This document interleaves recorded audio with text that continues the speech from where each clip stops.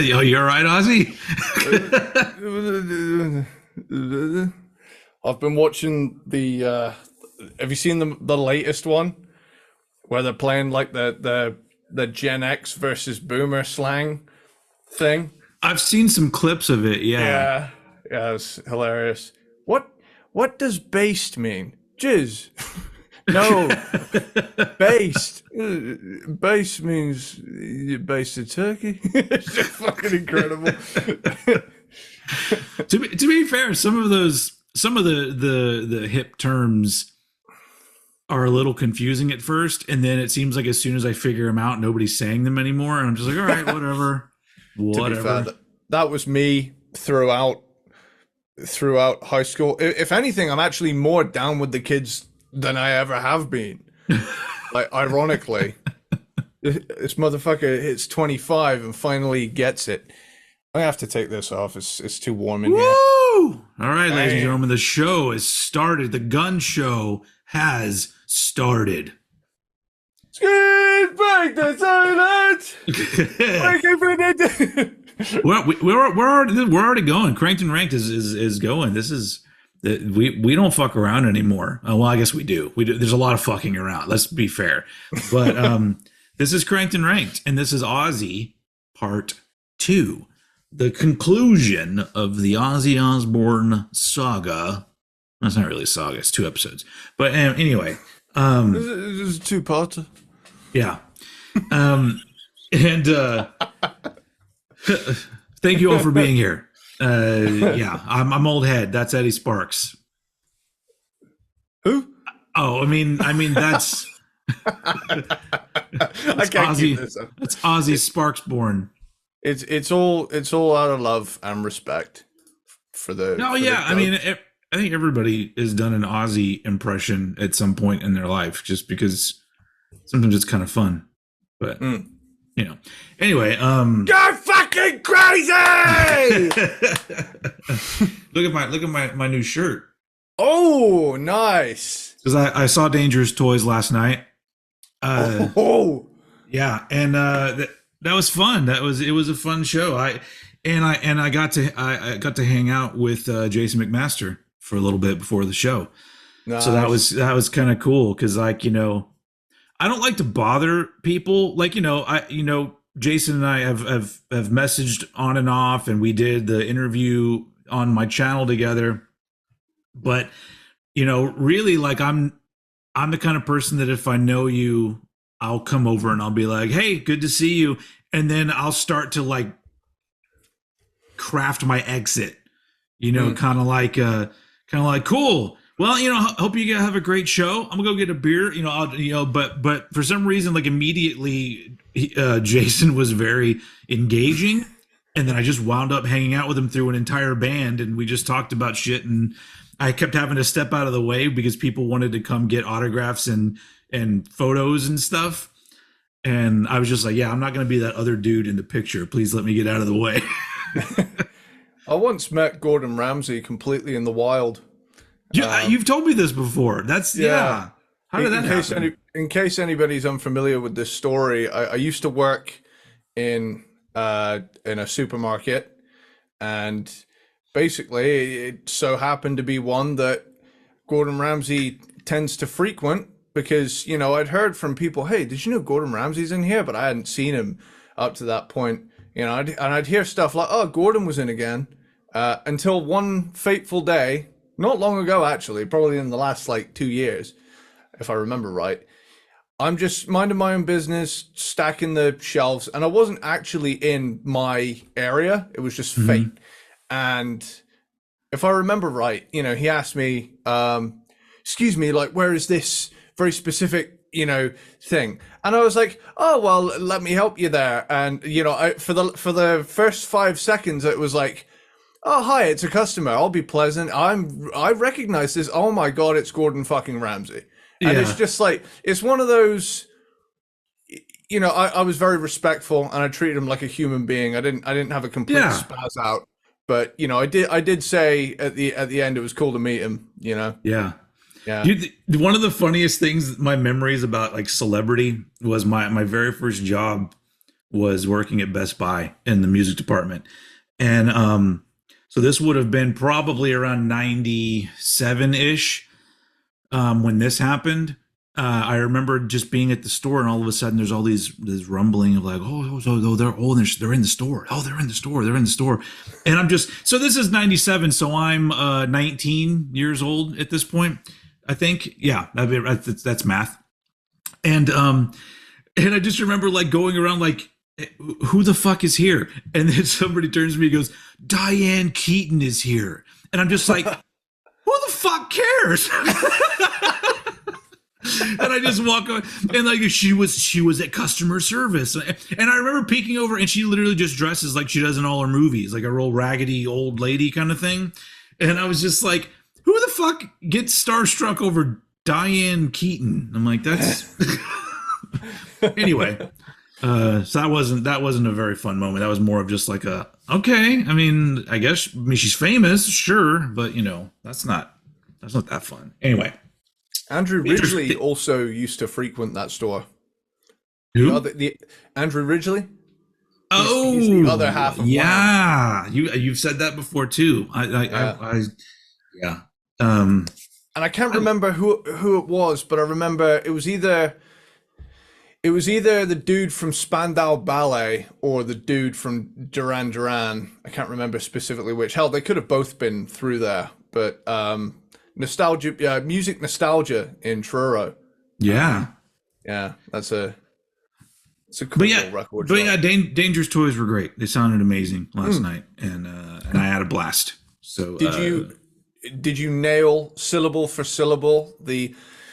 No,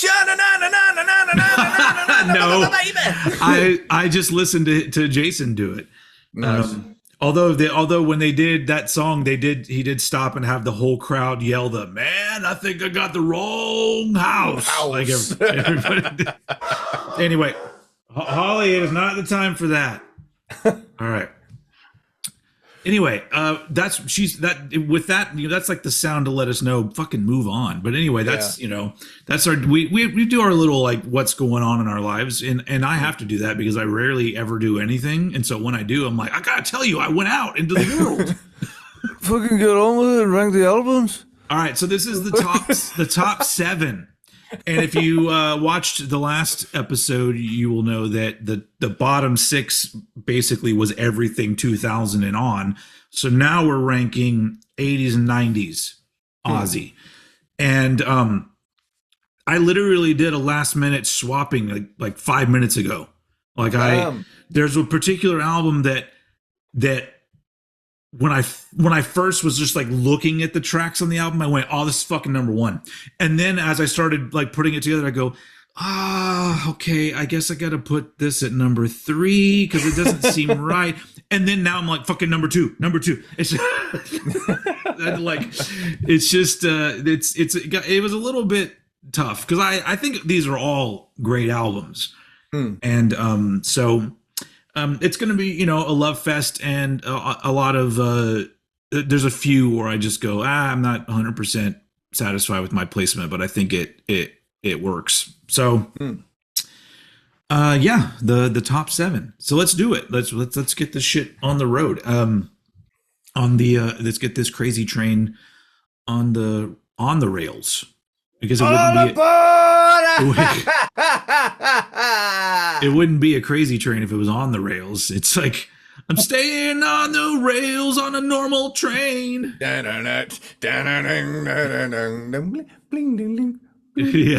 it's the acoustic version. Yeah. Anyway, so our top 7. So as usual, I'm gonna throw it over to Eddie Sparxx to start us off with his number 7 Ozzy album. Okay, so my absolute middle Ozzy Osbourne album is 1995's Osmosis. Same here. Boom. We already matched up. Hey, Oh wait, let's do wait. that. Again, I Now did I've some. I've had an update of some sort. Go to So the I'm camera at the top and make good. sure the little green camera on the top right of your screen. Click Mm-hmm. on it and then make Clicked on sure it. it's turned on. I all I have is a little version of me in the top right now. Uh huh. It says mic mode, standard, or voice isolation. Uh huh. Uh, I Doesn't got say fuck all else. FaceTime HD camera. Doesn't say that. Nah, All right. Well, I don't. You're gonna have to do some more digging, sir. I can't. I'm not gonna. I'm not going to be your tech support right now. that's So okay. anyway, osmosis is our joint number 7. Yeah, and it lands here because it's kind of half really really good and Mm-hmm. half kind of filler stuff in there in between. It is a mid-90s album. It's it's a moodier affair, Yeah. and it's long. It is quite a long album, Yeah. clocking in at about 57 minutes That's with in total 12 songs. That's probably my biggest gripe about the album is that and I in my opinion the last couple songs are like two of the least good on the album. So it's Hmm. just like the album kind of peters out and I'm just like, okay. Oh, are you going off of the 10-track version as opposed to the what I'm now realizing is the 2002 reissue version? I don't know Because whatever one I listened to. does it Um finish with Old LA Tonight or Amy? yeah, old LA Ah, tonight. okay. Well, the version I listened to clocks in at almost 70 minutes. Oh, So, okay. but that's how I've always known it.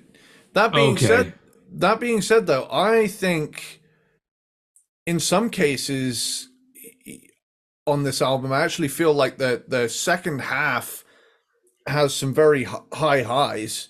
Yeah. Yeah. I feel like initially this album and I have a rocky history because I bought it after I heard the song Perry Mason, and Mhm. I also heard See You on the Other Side, and I really liked both of those songs. Mhm. Um, and I heard that I Just Want You was like the big song from this album, but I never really got the hype with that one as much. So, if I remember right, over here in the States on MTV, the one that I saw all the time was "See You on the Other Side." That was Yeah, the one that I saw the video so many times. "I Just Want You" was a big one too, but not so much Perry Mason. Although it was out there. yeah. Perry Mason. I feel like the unfortunate thing here is this album's best song is its opening track. Oh, It, I don't. I'm not even. I'm not a fan of Perry Mason. I think it's are you pretty. not? Yeah, it's pretty. I don't think it's very good. Fair. Um, it I mostly kind of yeah. mostly it's just the I don't know what it is. It's a little. It's probably because I didn't when it came out, and even now I'm like, why?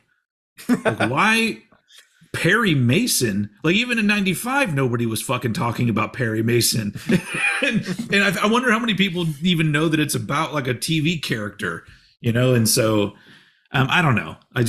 It's always seemed very like an odd opener, and the riff isn't cool enough to carry the oddness of the song.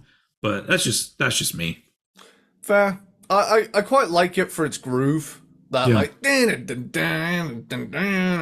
Yeah. granted with the I mean looking back now it's very standard of the Zakk Wylde we've come to know a lot more Yeah. in recent years. Like he definitely there was like a transition on this album towards less on melodic riffs and more on groove focused riffs. And this is, Yeah.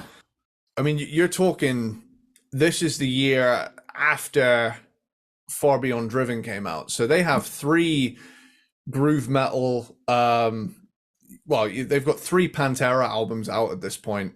So he's definitely, Three. Yeah. Only yeah, three. well, by that I meant groove metal Pantera. I'm not. Yeah, Yeah. I committed one of my own sins, and that's ignoring the first four Pantera albums. yeah. But But to be fair, those nobody was talking about those at the time. yeah, it's kind of like Chuck Mosley, Faith No More, and Mike Patton, Faith No More. Same band doing something very different. But, Yeah. Like for me, this album I think suffers from a bit of a sequencing issue. I think a lot of the placements of the songs affect the runtime in a bit of a negative way. I think if you're going to open with Perry Mason and then follow up with I Just Want You, I really am not a fan of putting a ballad on track 2 because it just sucks the momentum out. But I love I Just Want You is such a great song. Yeah, and I just don't think track 2 in a running order is the best place to put a ballad, you know? Yeah, I think you're probably right. You know, want to know? Like, I'm gonna let you in on a little part of my brain. I won't go into it. There'll be another time where I'm gonna bring up this big thing of my life in my brain. But I often, when a song gets stuck in my head, I come up with a way to like make myself laugh at it or fuck with it somehow. And so every time I Just Want You gets in my brain, I always start singing to myself, there are no unsingable songs. There are no undingable dongs. And I just... and I know that literally, it doesn't mean anything, but it makes me giggle. And for some reason, taking the piss out of a song makes it disappear from my head. And then I go, okay, cool. So if anybody has an issue with earworms, try that. Like, take the lyrics and fuck with them and make yourself laugh, and then just move on with your life, and then all of a sudden that's gone. Speaking of like little life hacks like that, I found out recently if you stand up too fast, you ever stood up too fast and you feel kind of faint? I mean, not anymore because my knees won't let me stand up fast. Well, I found out recently from a Reddit post or something that was circulating. If you like clench your butt cheeks, it goes away immediately. And I tried it and it works. Okay. It's really weird. Like so I squeeze your butt cheeks and it goes away. Is that what you're saying? Yeah, exactly. I keep getting arrested. I'm just trying to help people. Yeah. Anyway, yeah. I think I Just Want You is great, but you have a point. Like there's a point in the close to the end when that My Little Man song comes on. That seems like it's supposed to be the end of the album, and then there's just 2 more songs. And I'm always just like, yeah, they were very odd with the sequencing of the album, and I don't quite get it, but I don't know. I'm seeing here that My Little Man was co-wrote with Steve Vai. Pretty cool. Oh, wonderful. So yeah, basically, it's a cool album, but it's definitely got its flaws. One of those being the songs. I think the songs are a bit longer than maybe they need to be. Yeah. I don't think there's any song on this album much shorter than the 5-minute mark, and many of them exceed the 6-minute mark. And I think if you're gonna do that, you need to sequence it right. And I just don't think this album was sequenced in a way that really showed its strengths. Yeah, that's one of my biggest gripes. But also, I don't really like the production either, and I don't know if it's if it's a remaster or something because I don't really remember.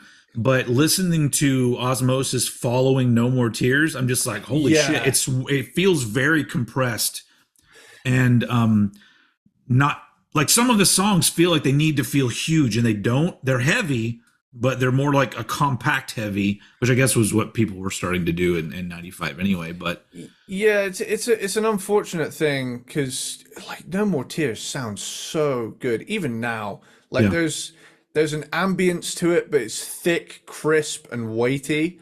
Yeah. This to me, here's something. Here's why for me the '90s are very split in half. I like the early '90s big ambient mix. I'm not a fan of when everybody was like, reverb, icky. Yeah. Everything needs to be completely dead, and not even like 70s dead, where it's like just the vibe and the nature of what was happening. It was like a deliberate fuck that. Yeah. We're not, we never did that. And I Yeah. just I would agree. I think the production of this album is pretty bland. Yeah. And I think that's another thing that affects it. But shining through are some really good songs.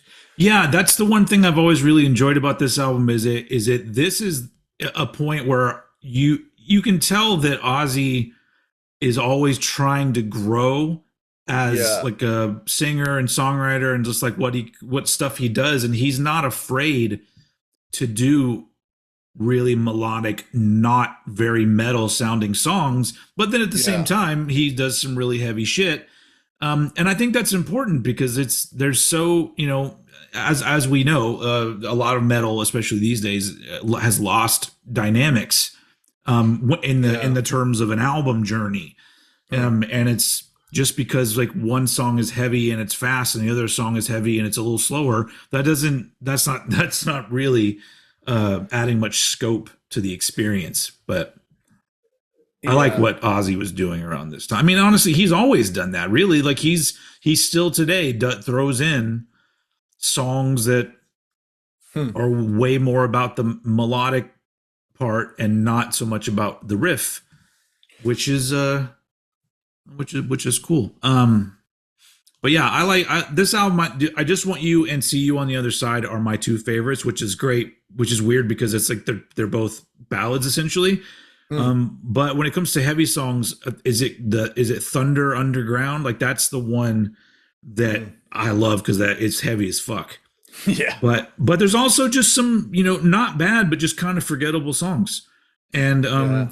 and I think overall this is the one album that from Ozzy's pre 2000s career that I think didn't age that well Hmm. overall. All the other ones have things about them that I feel like they're still very enjoyable, and even if they sound dated, they now sound dated in kind of a cool way.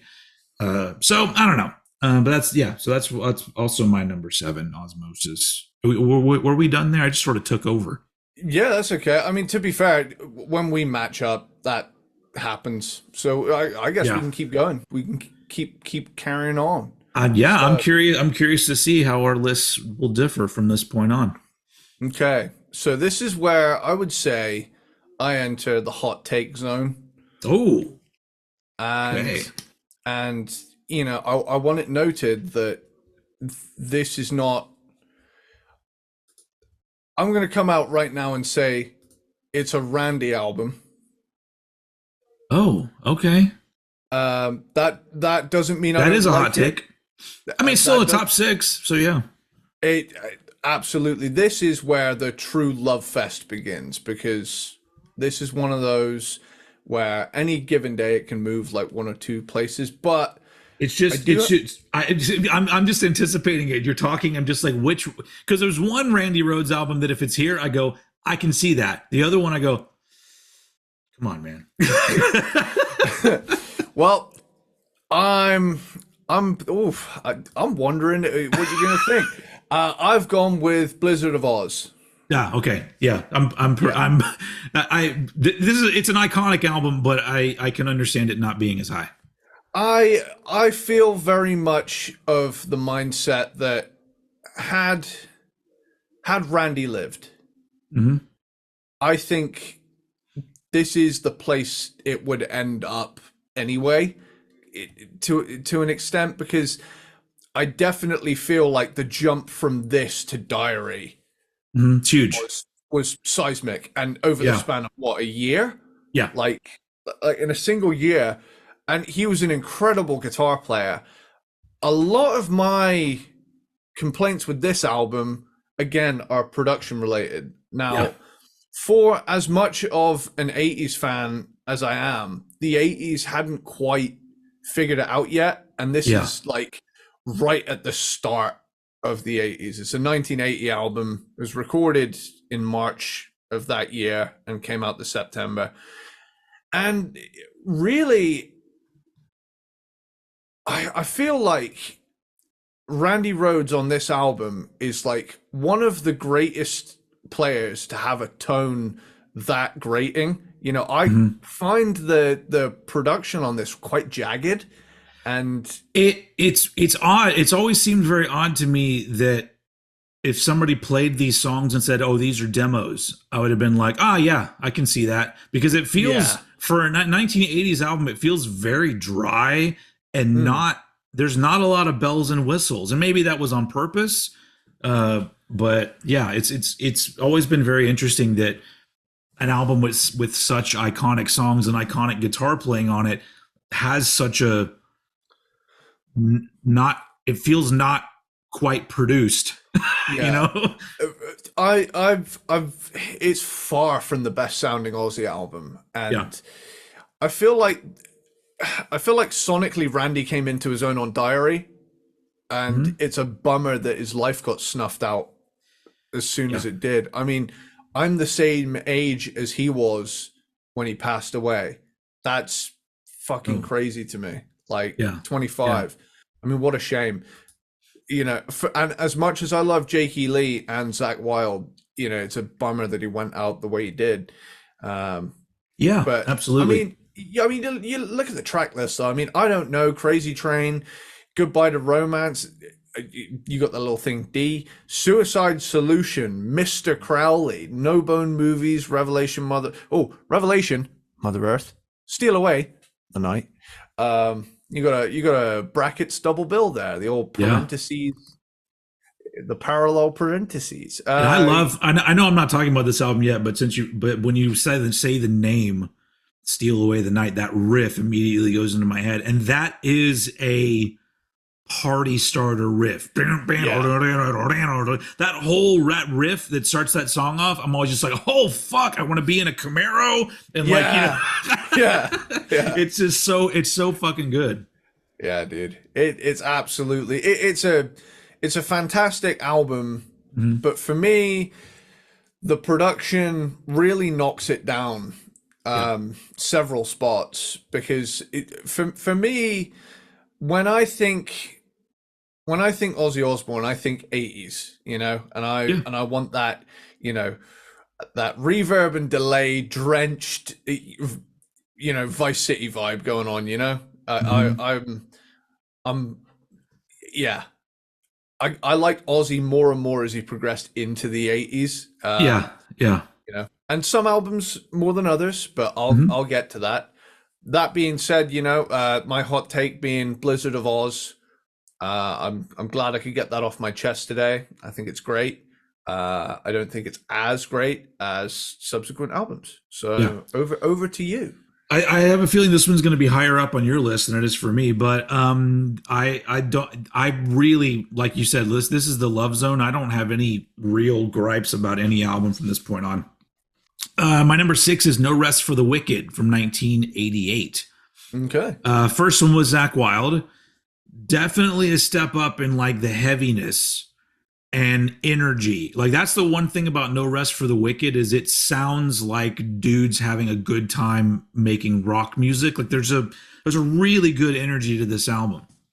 My problem is not all the songs are really amazing songs.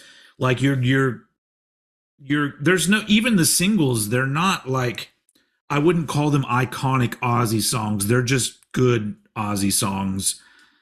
And well, I don't know if this was a single, but it does have Breaking All the Rules, and I love that one. Banger. Yeah, it's a banger. But I mean, at the same time, I love Miracle Man and I love Crazy Babies. Those are really fun and enjoyable songs, but they're not each album prior to this has like one or two like where I would put them as iconic tier Ozzy songs. This album I could maybe Breaking All the Rules would go there. But for the most part, it's Ozzy in the 80s, so I fucking enjoy it, but because of, hindsight, because No More Tears comes next, No Rest sounds transitional to me. Like he's got a new guitar player and he's fucking great. The energy is great. The songwriting, you know, they're getting their shit together, but it really feels like this is a really good album for a group of dudes that are about to make a fucking banger of an album. And so, even though I love it, it had to go at number 6 just because it has the least amount of things that I'm just like, fuck yeah, you know, in the album. So yeah, that's my number 6 is No Rest for the Wicked. Okay, cool. So that brings me to my number 5. Mm-hmm. Hold up, wait a sec. Hold up. Hey. Yeah. Smoke weed every day. There it is. Bark at the Moon is my number 5. All right, Bark at the Moon. Cool. So yeah, one of my favorite drum intros to a song ever is is it? What am I thinking of? It's not Bark at the Moon. That's Over the Mountain that has that drum fill. I'm getting my brain's all. Yeah, that's Over the Mountain. What's the beginning of Bark at the Moon? Oh, it's like yeah, that's still a good intro. That's a good intro. Yeah. The video for that song is one of the greats. It's great. I love that video. Carmine Appice just going just him looking at the fucking camera. Yeah, it's so good. Yeah. Man, I miss that. I miss the you know I know it's people would say it's kind of cringy now. I miss that. I miss the genuine, just overly macho in the music video approach. I think if you're gonna do metal, fucking sell it, dude. Like, yeah, I think there was a fun quirkiness to it at the same time, because we still got your macho-ness in music now. It's just taken way too seriously. Yeah. And it's not fun at all. No. But 80s is like a fun macho, you know? Yeah. Now it's like, you think you're better than me? You know? And then there's a breakdown. Okay, so Bark at Moon. The Moon, yeah. Yes. It's a cool album. It's the first with Jakey Lee. Mm-hmm. And he had big shoes to fill. Yeah. And it comes right out of the gate with Bark at the Moon, which is an incredible song. Yeah. Which also happens to appear on GTA Vice City. And I have many a good memory pissing off the Miami cops to that song. You know, get ready for a tangent. I apologize for this real quick. Okay.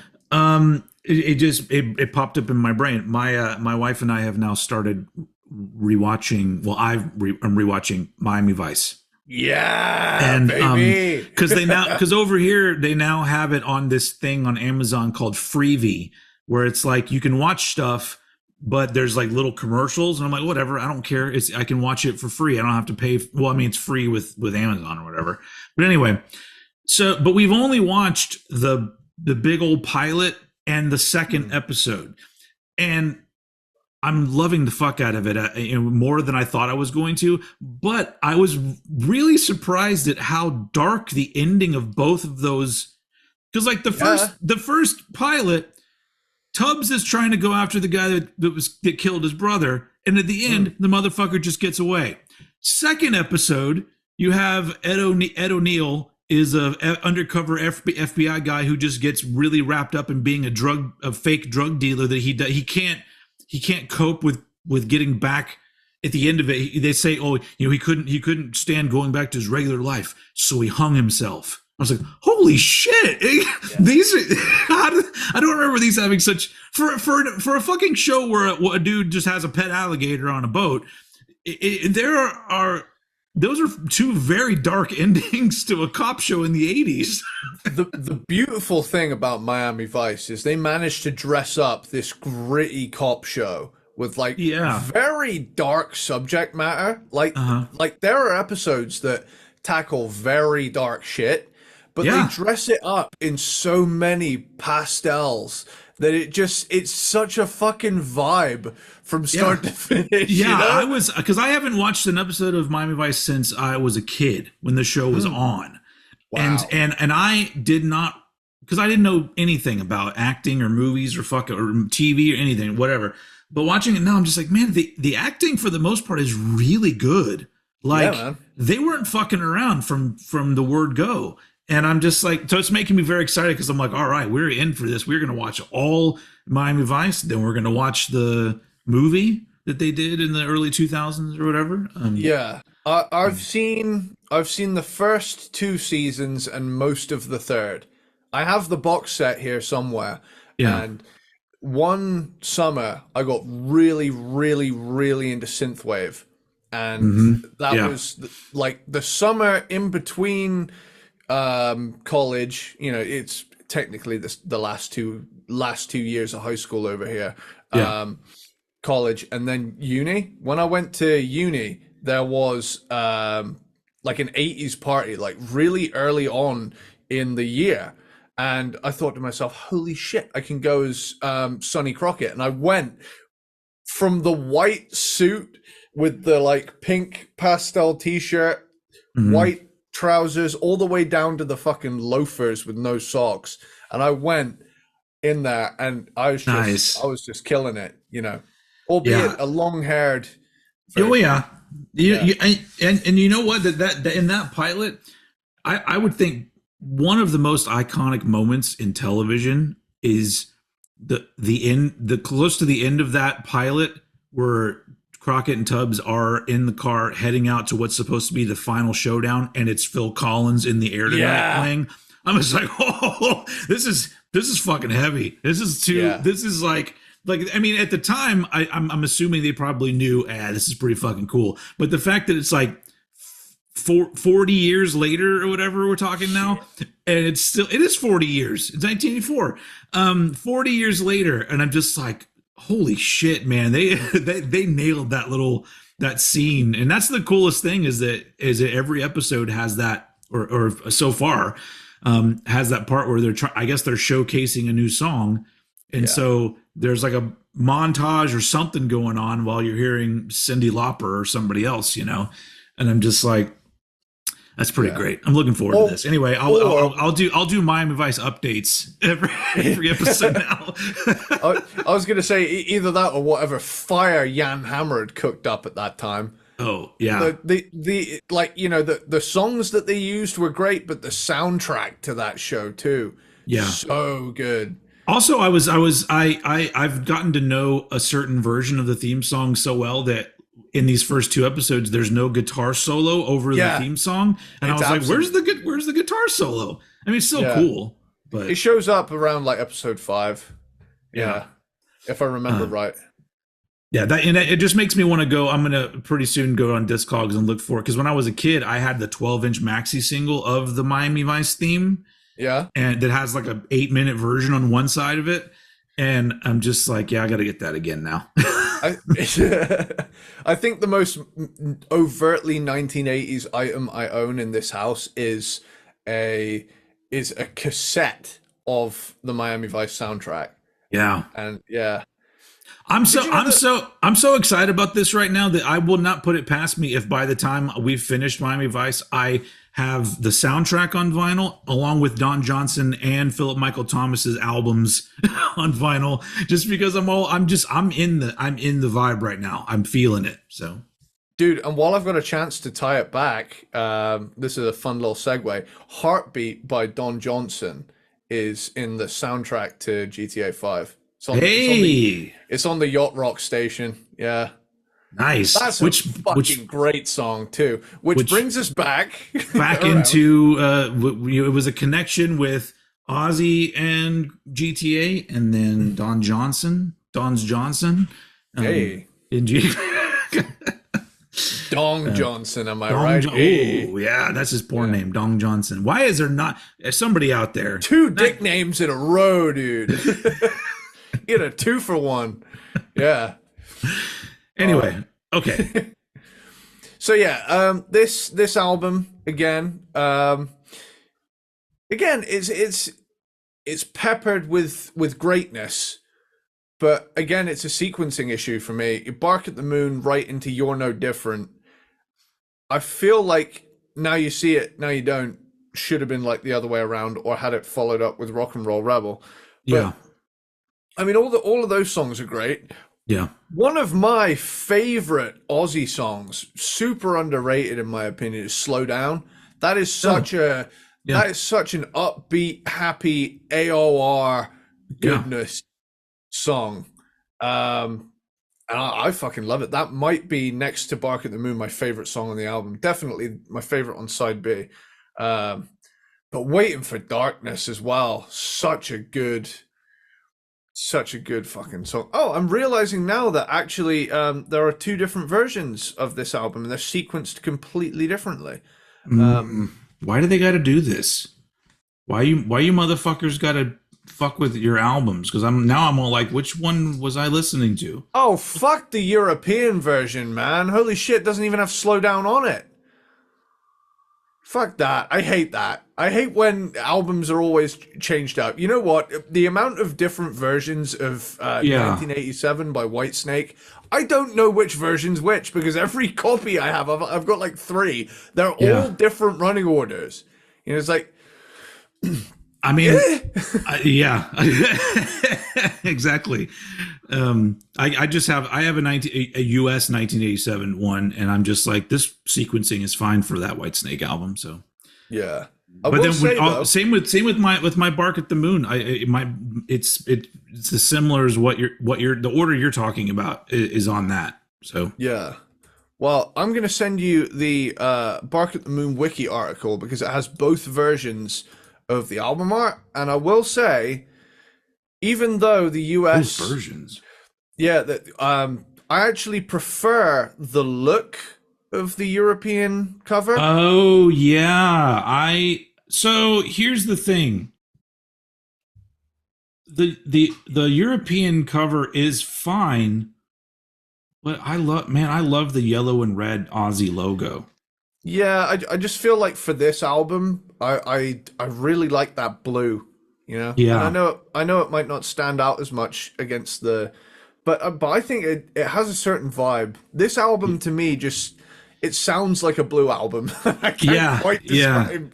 You know. You're right. It's I mean, either way it works, but you know. Yeah. I think maybe the US version is more striking with the red on that, but either way, the US got the fucking track order in the right order, and the album definitely marked a change to like kind of a synth infused thing, which I enjoy.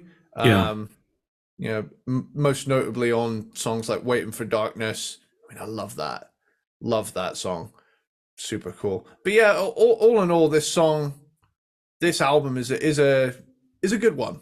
It's a good 80s metal album. Yeah. It's got its lower moments and it's got its high moments, but I think it's one of the more underrated 80s metal albums. Yeah. I would agree. That's not my number 5. My number 5, we're kind of going backwards here. The Ultimate Sin from 1986 is my number 5. Cool. Which this one is interesting because if I was kind of judging albums simply on the sound and the vibe, this would be higher because I love the way this album sounds. The production is great. This is my favorite Ozzy album cover because it's just so 80s metal of like, what the fuck, he's some sort of weird creature and there's just a lady that is standing there that has like weird eyes. They appear to be in some sort of viscous hellscape, you know, of lava. There is a nuclear explosion happening in the background. Everything's very orange and fiery. There's a smoking hot evil vampire chick with like zebra or tiger print skin tight leggings going on Yeah. and a flowing blouse.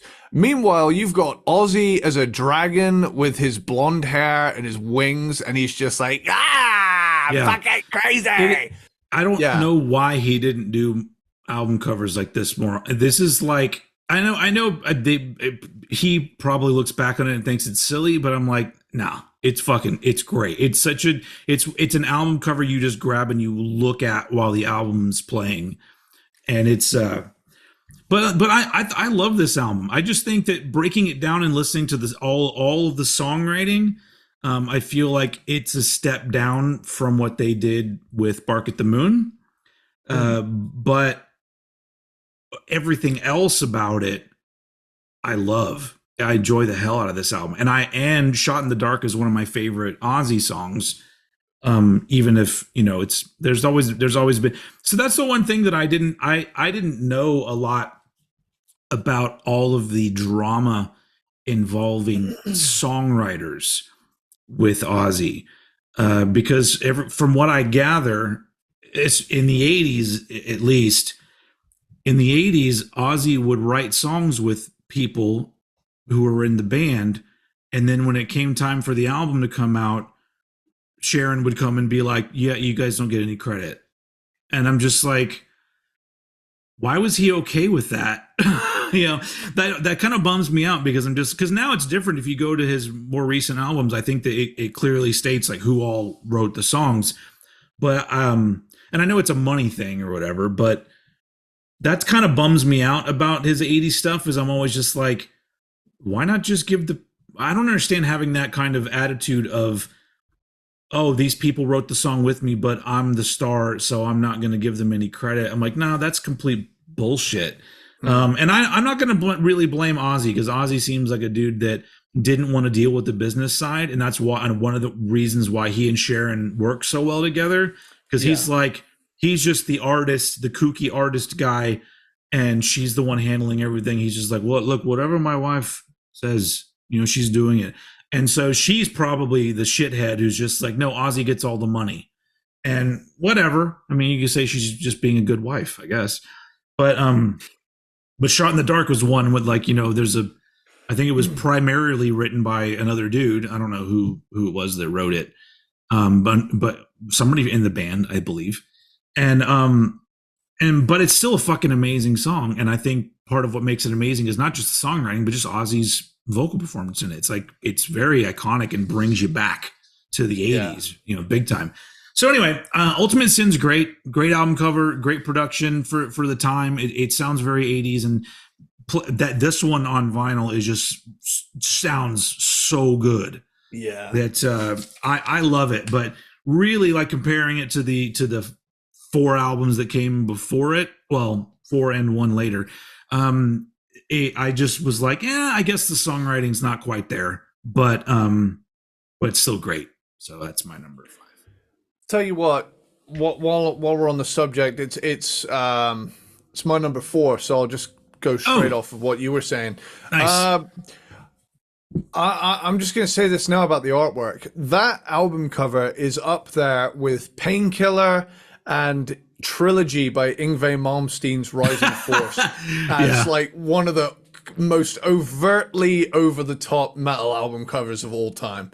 Yeah. That's what I mean. There are so many people today. Like, there are a lot of artists doing really great album art in the world of, a lot of it in like death metal and a little bit in thrash metal and stuff. But I want people to start doing just completely fucking weird and out there artwork, not with AI, somebody painting it.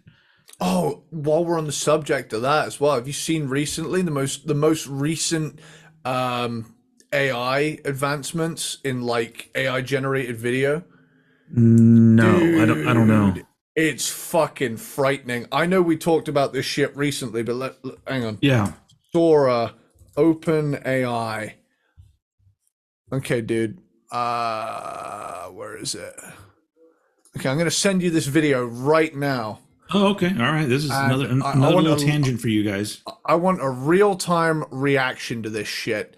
I'm gonna tell you to go to a certain point in this video. or Okay. when it's let me just fucking ads. My God, I never get this many ads when I'm just farting around. Okay, I want you to go to about. What did you send it to me? Okay, hang on. I want you to go to about 20 seconds in. 20 seconds in. Right. Okay. All right. All they have done is fed it text. Yeah. All right. Hold on. And go to about 20 seconds in. It says, a litter of golden retriever puppies playing in the snow. Their heads pop out of the snow. Okay. Okay, you ready? Yeah, I'm almost there. You got ads? All right, here we go. Litter of golden retriever puppies. What? That is not real. It's not real. It's AI generated video. So it's learning too fast. But here's the thing that maybe I don't. I mean, that's part dope. That's part fantastic. Part I don't know how I feel about that, but I see no positives here. This is only going to cost jobs, man. Well, the thing that, because I've been fucking around with AI, like image generator and stuff, and it's actually kind of fun. But every time it does it, I start to think to myself, it has to be pulling things from somewhere. It learned from something, and I think what we're going to run into is you're going to start realizing it's learning from other people's art. Yeah. And then it's like, well, do you owe them the money too? Because if it literally is taking all these people's art, and you could literally say, create an image of two puppies wrestling in the snow in the style of Van Gogh or whatever, and it will try to do that. But then, I mean, obviously Van Gogh, that's a different thing. But it's just like, who gets the credit there? And sure, it's learning, but it's learning from things that, like, if that shit didn't already exist, what would it be learning from? Wow. So it's weird because I'm just like, I just think it's going to make people lazy. Like in the respect of like the recently announced new Deicide album, and the album cover is obviously AI generated. Oh shit! I haven't seen this. It's just not good. But it just looks like an AI generated album cover. I don't know what the album is called, but it's just a weird sort of nondescript beast head kind of thing. And it's real lame. I think we're getting to a stage now where you can pretty much, you know that old phrase, seeing is believing. You can pretty much render that extinct. Like, yeah, if we're getting to the point now, I mean, of course, you could argue that the day Photoshop showed up, that you could disregard seeing as believing. But at least with video, you'd have to go real hard to do a convincing fake video. Nowadays, you can generate fucking CCTV of someone getting their ass beat. Yeah. Bring that to a courtroom, and this is something is going to have to happen if it's getting this good, just because. And I don't think it's going to have to be. I think the only way anything is going to combat, AI people being shitheads with it, is that everyone's just going to have to turn away from it and just be like, nah, let's not do that. Because how soon is it going to be before there's a news story that says artist who claims he painted painting that sold for $5 million actually AI generated? Like, but at the end of the day, it's still art. Well, what are you paying for? So does it matter? And so once it gets to that level of just like, well, what's art? What are you supposed to be appreciating, and what are you not supposed to be appreciating? But I just don't. It's just I think it's gonna cause a lot of problems, and the only thing that's gonna be able to help us get away from those problems is we are gonna have to be like, nah, let's not do any more AI. Yeah, Johnny Five's getting a little too alive out here. Yeah, but that being said, I've been fucking around with AI, and it's fun. and it is. It I mean, is. it's. So I can't. I know who knows. I too have dipped my toe into the Pandora's box of Yeah. AI. You know, I attempted to have ChatGPT like write out all the track lists for me so that I could just copy and paste it over to Google Docs, Uh-huh. and then just have all of them there so I could just do a track by track note for everything. But it got about halfway through the track lists and then went, this might be in violation of some sort of copyright thing. And I was like, oh, come on. It's a Oh yeah. fucking track list. Yeah. It's a track list, you know? Yeah. Anyway, that was a Yeah. that was a timely tangent, but I am interested to since we're talking about it now in 2024, skip forward a year. Yeah. Will we now be talking about these crazy news stories where AI is being used in some sort of negative way, either against somebody or for somebody to gain something that they don't necessarily deserve or whatever? It's just it'll be fascinating to watch and possibly frightening, but also very cool. Yeah, So, it's one of those double-edged things, isn't it? Yeah. yeah. But there's no way I see any positive of that, like, photorealistic video. I just cannot fathom any ethical way at this point. Because corporations are just going to latch onto that, and they're going to be like, right, well, we don't need anyone to make ads anymore. That's a bunch of people out of a job. So here's the thing: if they had kept, if they had stopped with AI, and there were still those, like the weird pizza commercial one where everybody's hands are disappearing into the food, and someone's mouth is out here somehow. Now that was I feel like unfortunately that was a short-lived thing, but Yeah. I still go to those videos and I go, this is so good. This is this is what I want. But unfortunately now it's going to become, it looks absolutely real. I'm like, well, that's not fun anymore. Why do they have the right number of fingers? I don't like that. Yeah. Why can I read that sign? That's supposed to be gibberish, Yeah. But then again, you've got a whole other subset of people that don't even know this shit's AI, and who don't know to look for the signs. And that could be down to age, that could be down to ignorance. But at the end of the day, there's a lot of people that believe the very first thing they see, and it's a scary prospect that this could be propagandized in some way. Which it will be. Mark our words, ladies and gentlemen. It's not going to end well. But who knows? Who knows? Because at the same time, the kind of technology that goes into that could end up being used to fucking cure cancer. And so if it leads to that, and we have to deal with all this bullshit, then great. It's whatever. But I don't know. Sorry, that was definitely a tangent. This has been a tangenty episode. Man. But you're on not Bark at the Moon. You're on Ultimate Sin. I am on the Ultimate Sin, and it's for want of a better word, Ozzy's hair metal era. He had the big curly blonde perm.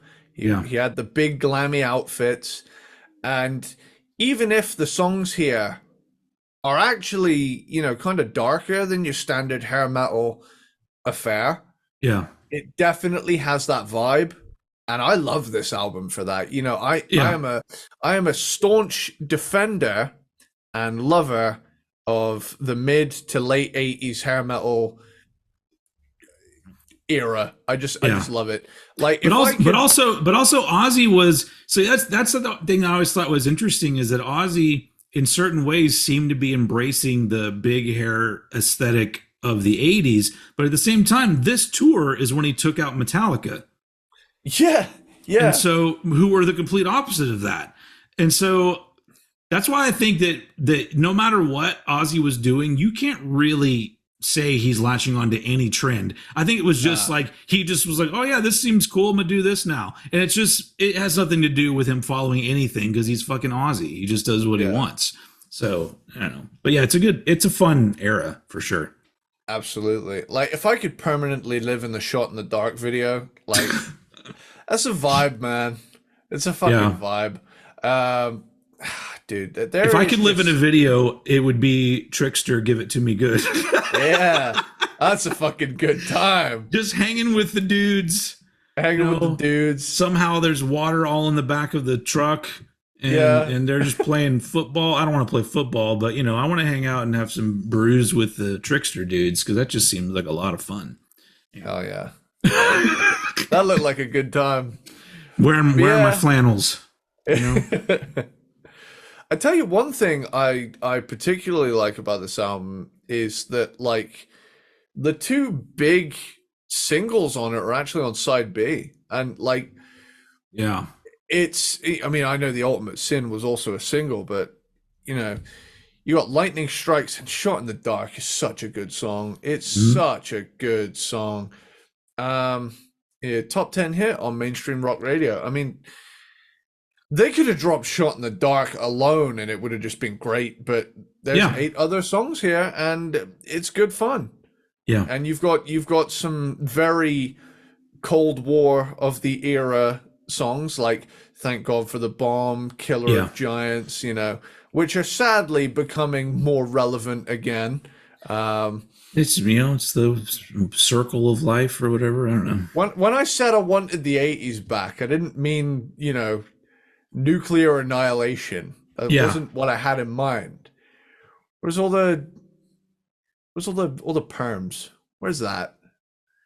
If we're going to incinerate ourselves, it should be for the fucking ozone layer, not with nukes, man. Yeah.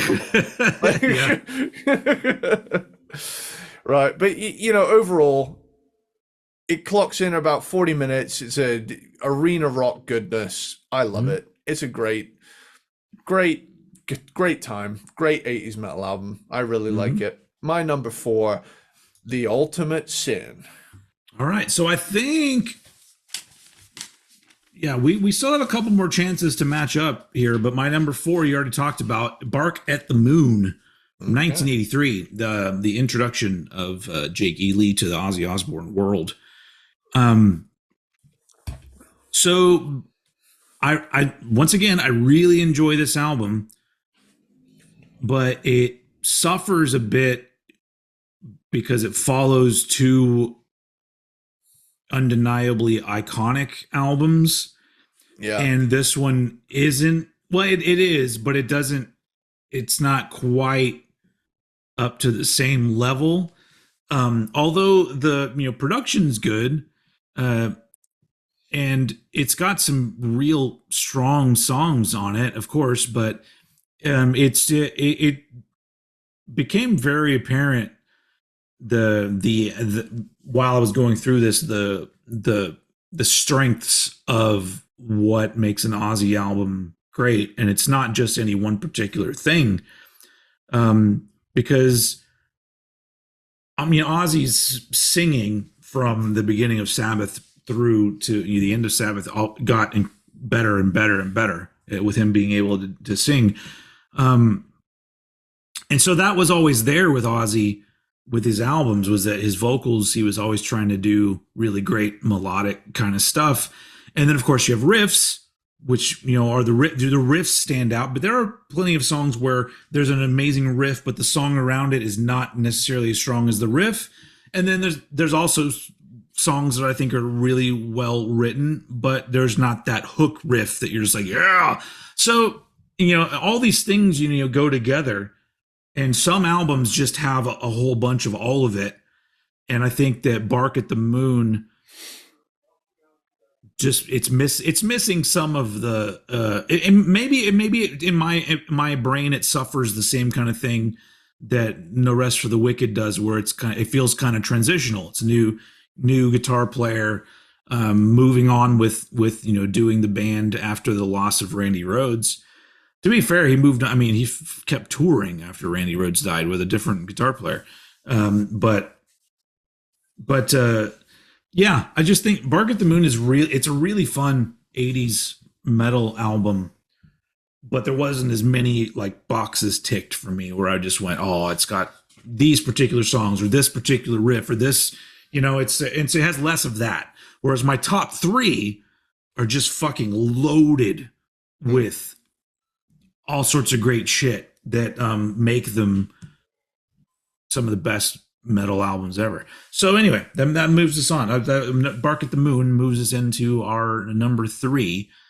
So yeah, let's find out, because we're not going to match up on our number 3s, but we could match up on our top 2.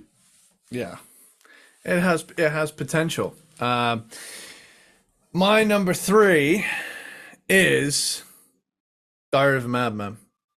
Okay, yeah, we're not matched here, and it's fantastic.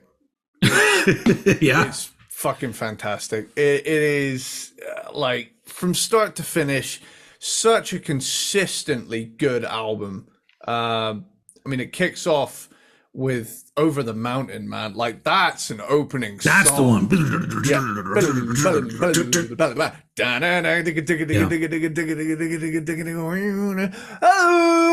the mountain, take me across the sky. Fucking love it. Yeah. I can't help but sing it in the accent. It just works so well. And then immediately follow that up with Flying High again. Mm-hmm. That's a great fun song. Can't Kill Rock and Roll. Yep. Believer. Yep. Little Dolls Tonight. Sato. And Diary of a Madman, dude. Like, which one is it? Is it Believer that goes don't? Yeah. Oh, that song. Yeah.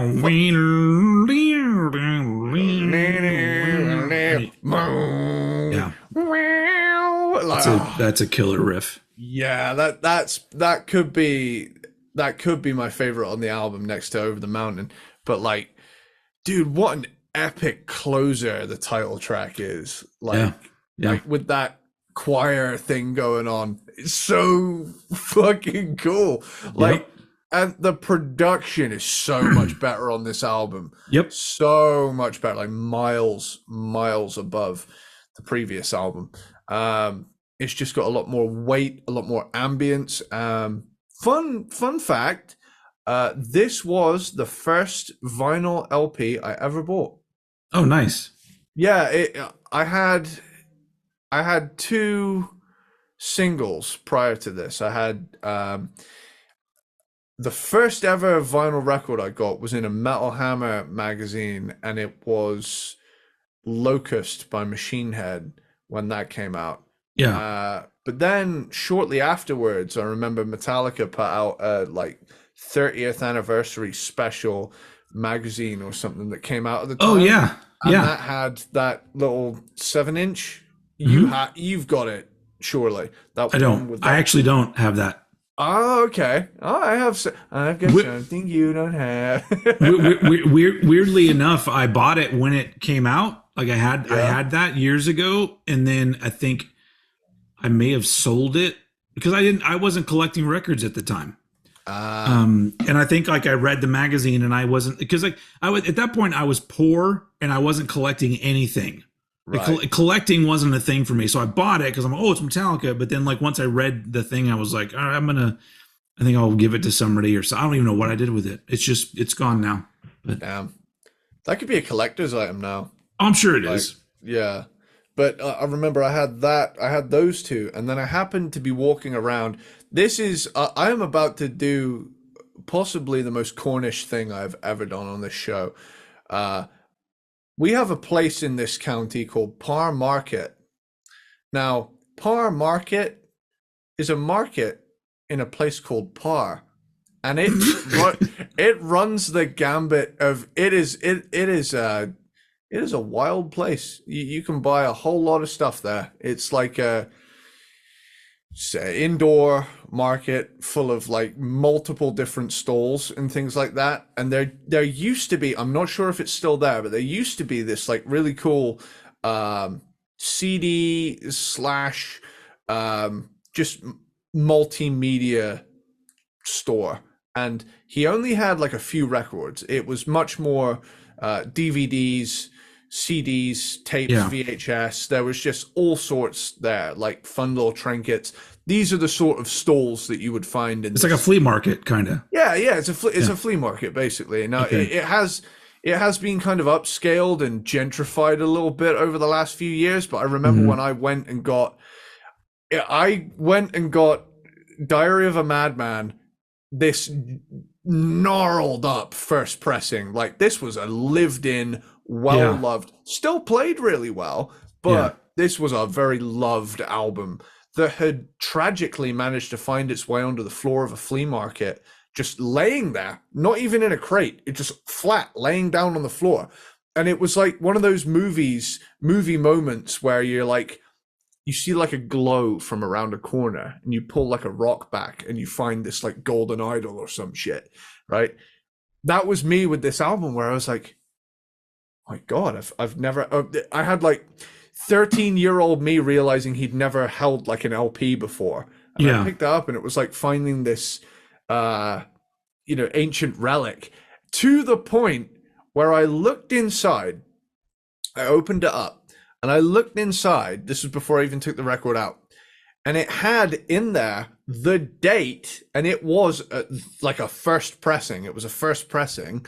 And it even had the Woolworths tag in it. Now, Woolworths is a long since closed down retailer in the UK. I can, like, this is one of those things that makes me feel old now. When did Woolworths go away? I don't know. Do you want to know what's so sad? This company ran for 99 years. Oh, man. Oh, wait. Did it? Yeah, it lasted for 99 years. I believe. I mean, I could be talking out of my ass.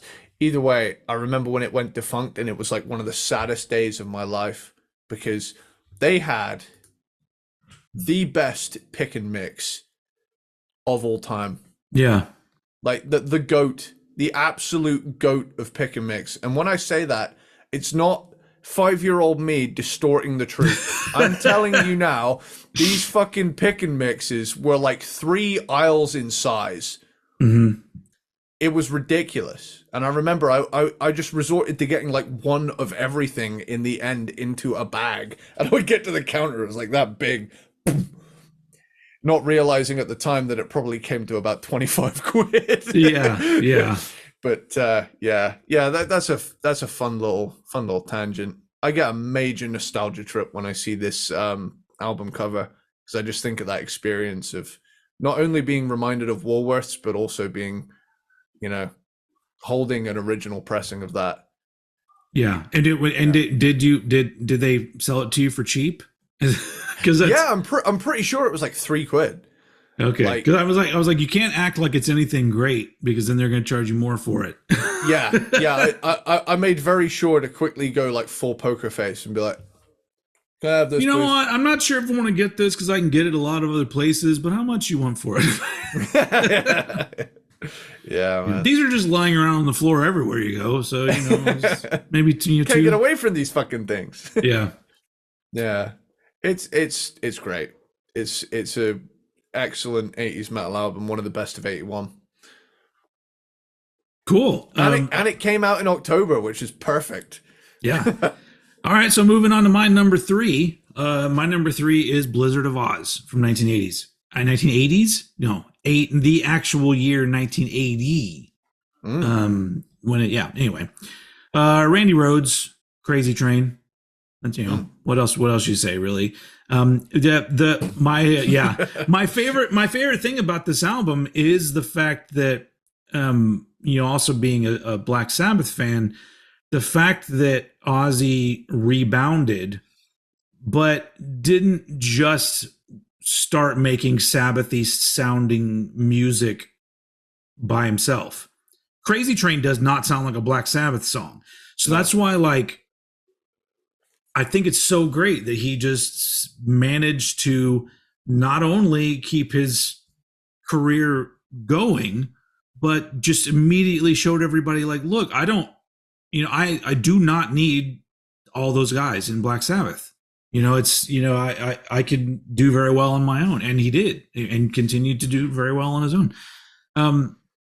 And but this album, we talked about it. Production's not great, but it's got a lot of iconic songs on it. It I does. mean, Mr. Crowley's on it, Suicide Solution. So here's the thing.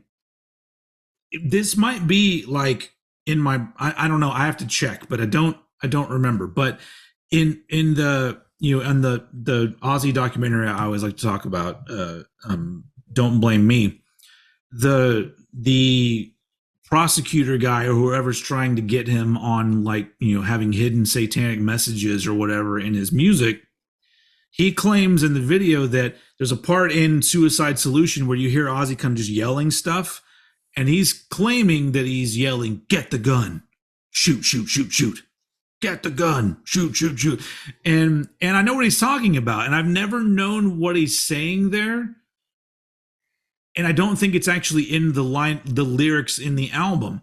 But on Apple Music, if you're just looking in the lyrics, it's written out in there, and I don't even know if it's correct or not. It says that he says, "Get the plans out," and then he says Satan, and Satan is like echoey. And he goes, "Get the plans out, Satan, Satan." Like, that's like, and I'm like, is that actually really what he's saying? Because I know he's not saying "get the gun, shoot," but it's just it's one of those things where I never knew exactly what he was saying. I'm like, did Apple Music just give me some trivia? Like, I didn't know he was saying "get the plans out." Get the plans out. Anyway. Yeah, it says here on if you type it into Google, it says "get the plans out, Satan, Satan, Satan." Yeah. Yeah. But I never knew that, because I don't think in the album, I don't think it says anything for those lyrics. I just think it's not considered a verse or a chorus, so there's nothing written. Anyway, I just thought that was interesting. But this album it got, with my top three, it got really difficult because my two and my three swapped at the last minute. Well, they swapped earlier, but it's just like, because these top three albums, they have so much going for them. But with Blizzard of Oz, as good as the album is, if you take Crazy Train out of it and compare it to the other two albums that I'll be talking about, and then the added thing of the production not being as good, I'm like, okay, all right, now I see that, like, that this album has a lot of strengths and it's undeniably iconic, but it's a great album that happens to have Crazy Train on it. Because I've always thought that I Don't Know isn't like the best song, just because lyrically speaking, I'm like, it's okay, and the riff is just okay. But once again, that might just be me being spoiled because of all the great metal riffs that I've known in my life. But yeah, but I put it at number three because I'm like, yeah, it's an amazing album and an amazing debut of a solo artist.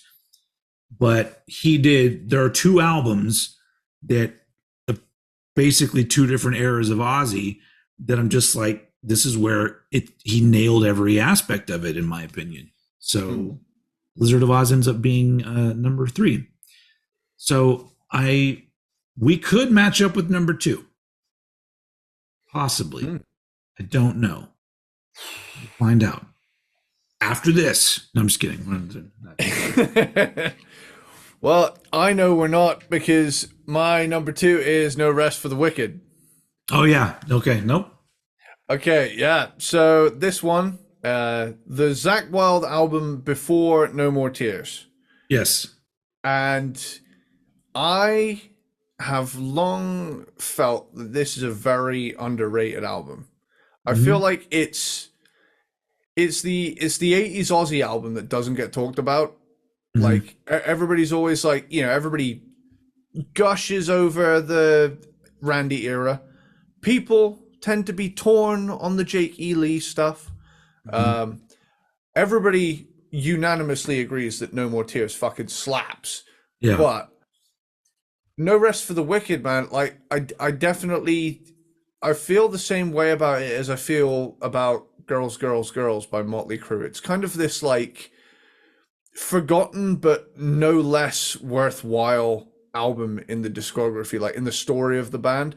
Because like you watch you watch The Dirt by Motley Crue. I'm just going to kind of contextualize what I'm talking about here. You Yeah. watch The Dirt by Motley Crue. They don't really go over the girls era. There's like one part where Tommy's on a bender and they're playing that song, Yeah. but they pretty much go through a montage of, they cover the early days with Too Fast for Love. They definitely cover Shout at the Devil. They absolutely talk about what a mess the Theater of Pain era was. Yeah. And then Girls, Girls, Girls. Wait, hang on. We're already at Dr. Feelgood. Well, I mean, to be fair, Outside. they have this massive book to fit into 90 minutes.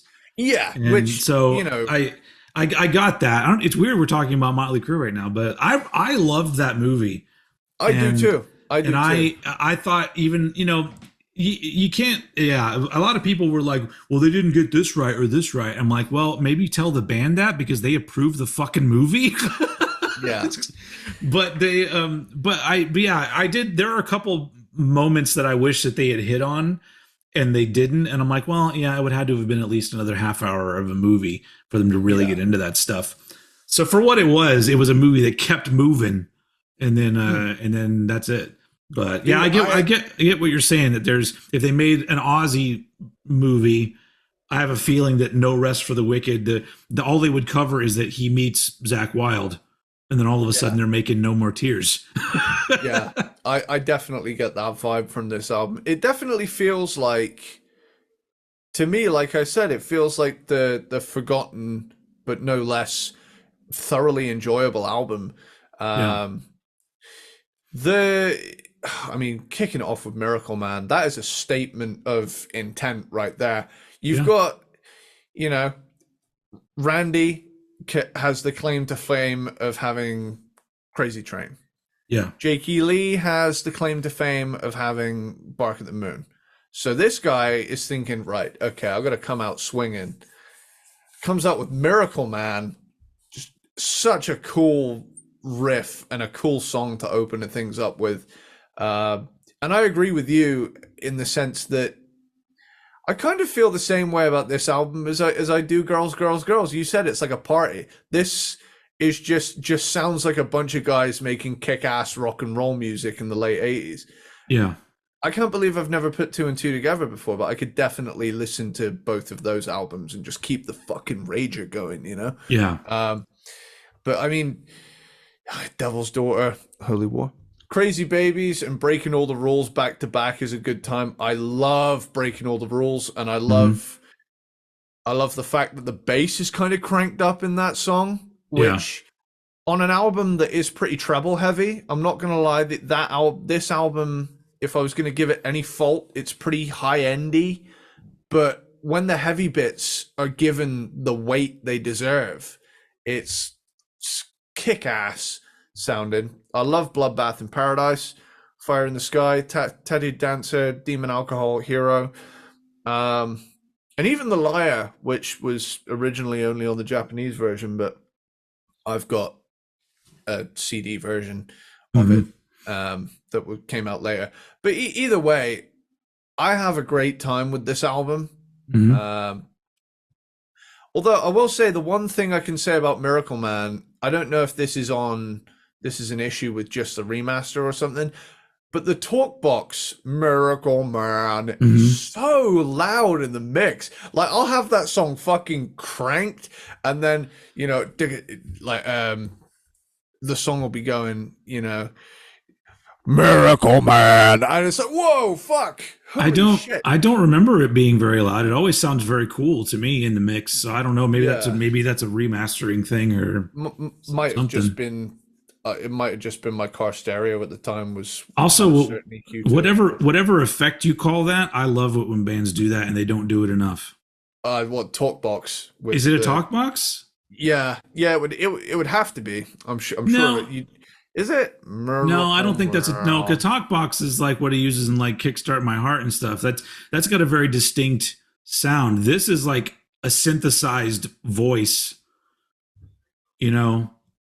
Oh, I don't know now.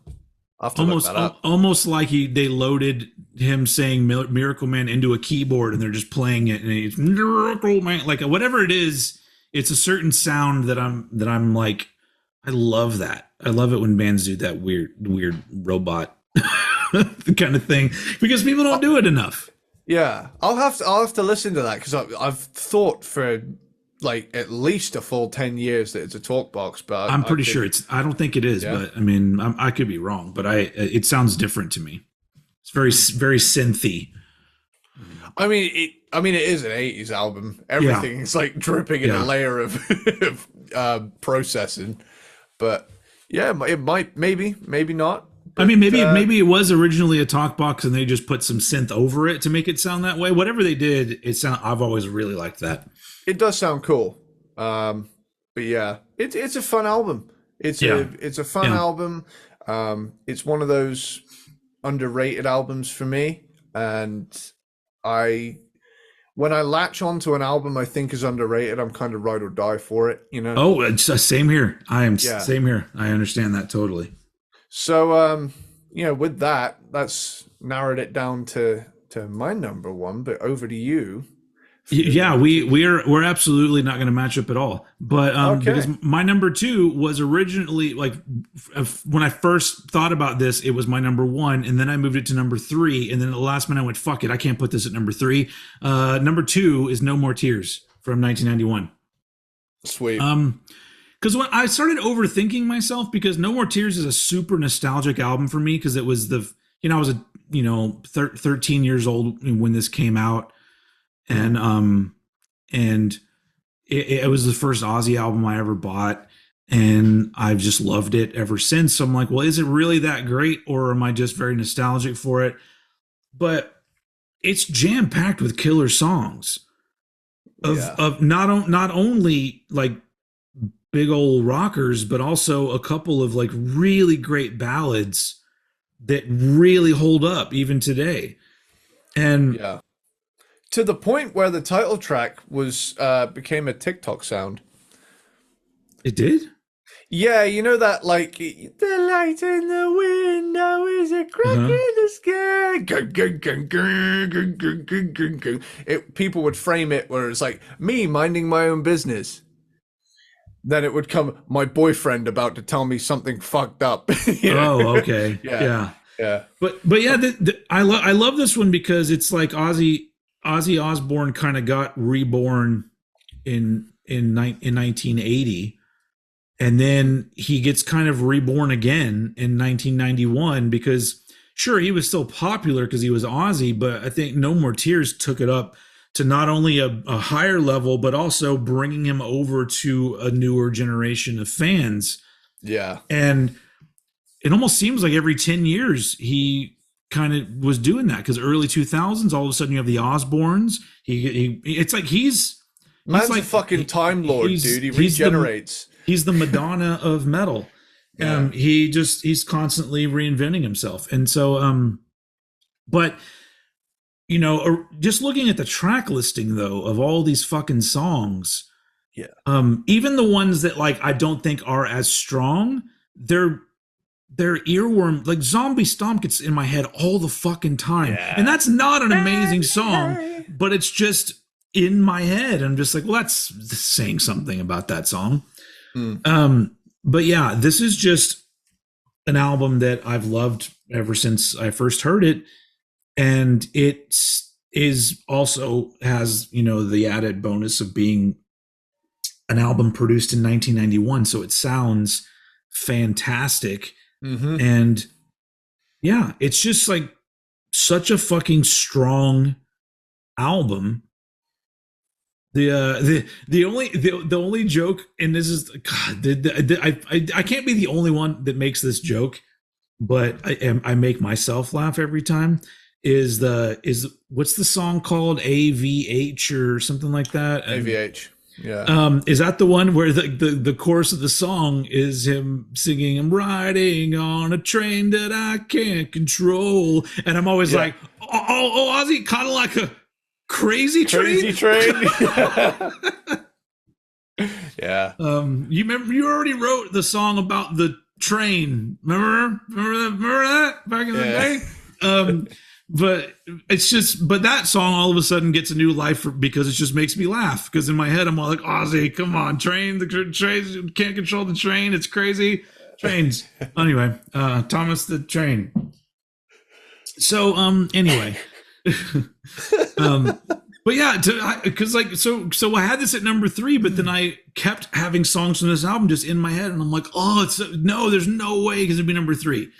In fact, I have no problem with it being number 1, but I couldn't live with myself with that. So number 2 ends up being No More Tears, which leads us into you, because this is your number 1. It is my number 1, and for good reason. It slaps from start to finish. Mm-hmm. Like, good Lord, Mr. Tinker Train, immediately leading into I Don't Want to Change the World. Now, this is a really well sequenced album. When I'm talking about, I agree. Like every problem I've had with every other Ozzy album doesn't exist here. Mm-hmm. Like, this is, I feel like no album in this discography plays to his strengths better than this album does. This is taken to the logical conclusion that anything made in the early 90s sounds fucking fantastic. Yeah. There's the right amount of every frequency going on. There's a chunky weight to everything. Yeah. There's a fuckload of ambience to it. This album to me is a prime example of the perfect marriage of the 80s era and the 90s era briefly coexisting in this pocket of time that gave us, in my opinion, the best sounding rock albums ever recorded. Yeah, and you know what? I'm going to take that even further, because if you go to the early 90s and you listen to albums from quote unquote indie labels, not major label albums, those even sound good. Punk albums from the early 90s. Like there are so many albums in different ways that there's just such a high quality to everything that and not like being overproduced. None of it sounds overproduced to me. It sounds like there was just something in the air, and everybody that was recording an album was just fucking nailing it. And I miss that a lot. Yeah. Like, there was a time in my life where I would have been like, there's no bad 80s metal. Yeah. Now I can turn around and say, hey, look, Sign In Please by Autograph probably hasn't aged very well.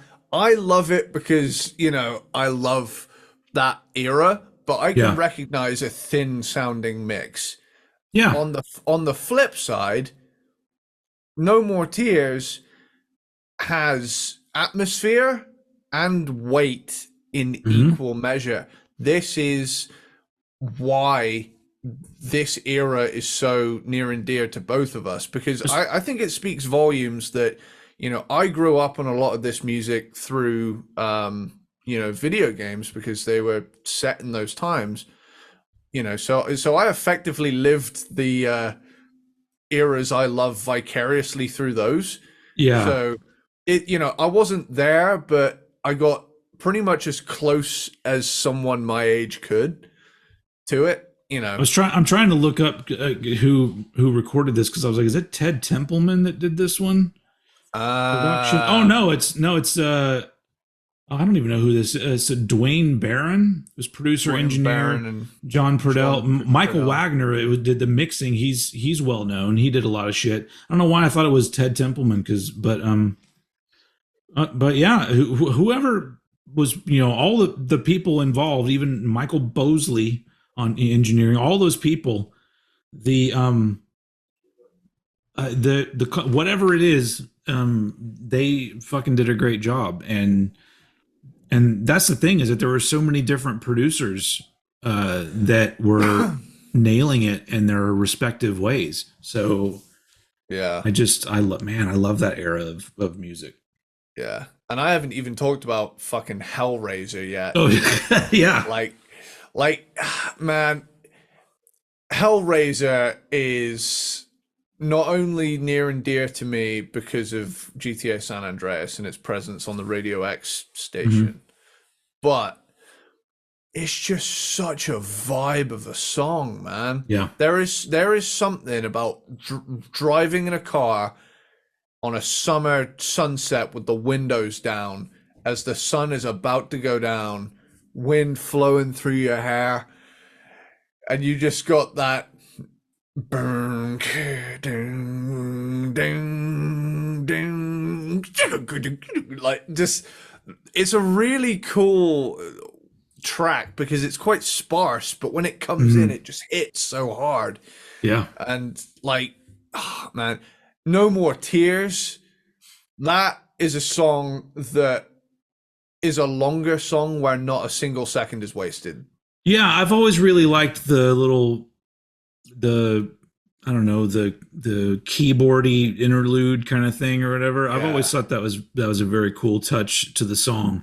And the way it comes out of it, it's really well done.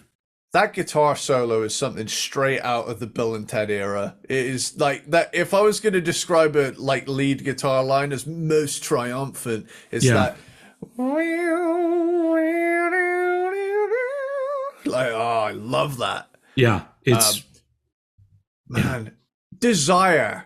I love Desire. Like, and that's a deep cut. That had every right. That song had every right to be a #1 fucking rock single. Yeah. It's one of the album's deeper cuts. Not even a single, but it still has the strength to be one. Who made the call to not have that as a single? They probably just capped it off and said, "Well, we've done 5. I mean, how many singles? Tinker Train, Mom, I'm Coming Home. No I Don't Want to Change the World, Hellraiser, Road to Nowhere, Time After Time. Those were all singles." Fuck, man. Road to Nowhere is so good too. Like that's such a great that is ballad. Probably it has to be up there with one of the best album closers. It's just it really caps everything off perfectly in this album. Yeah.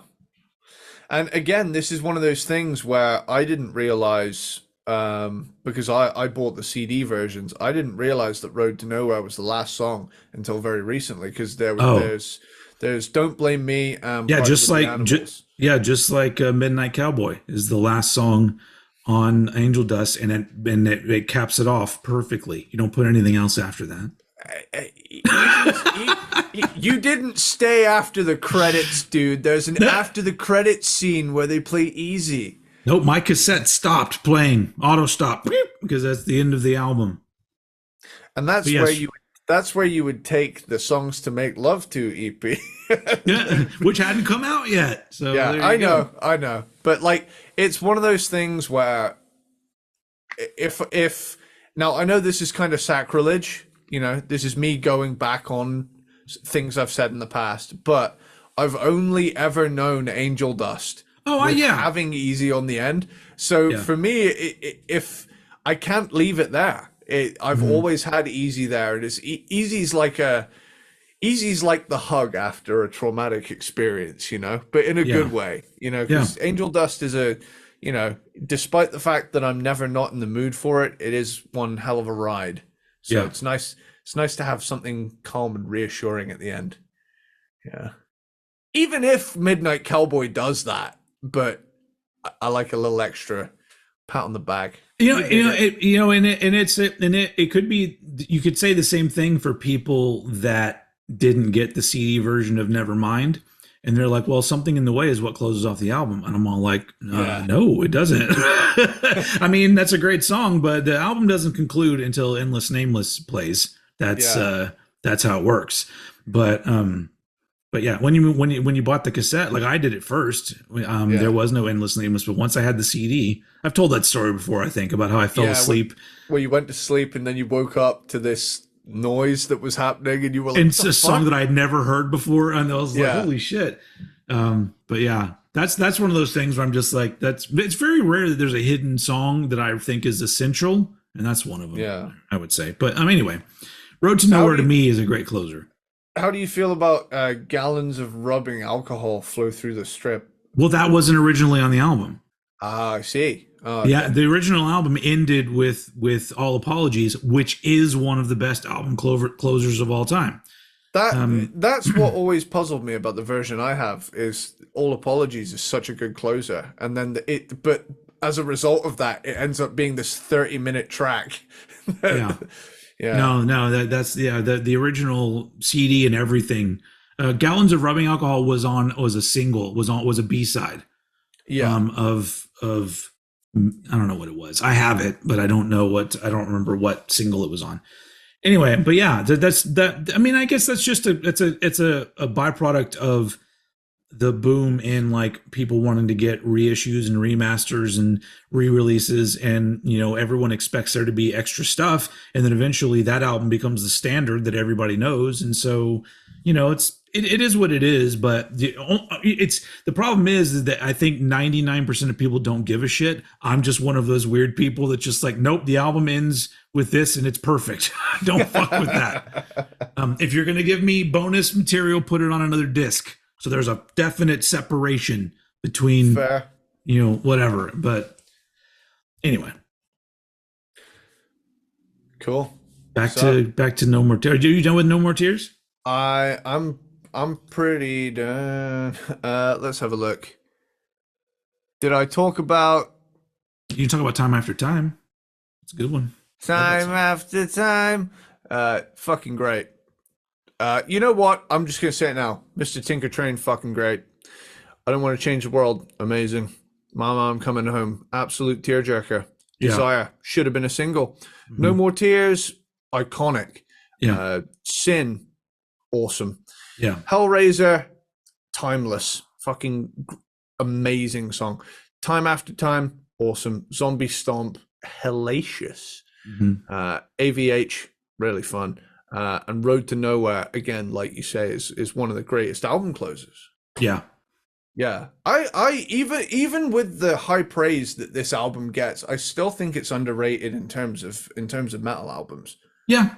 Yeah. Like it granted it has a fuckload of commercial success for it, but I feel like I think it's amazing. Yeah, I agree. Cool. But to me, not quite as amazing as my number Hey. one, which is Diary of a Madman from 1981. That's right, Holly. It's my number one.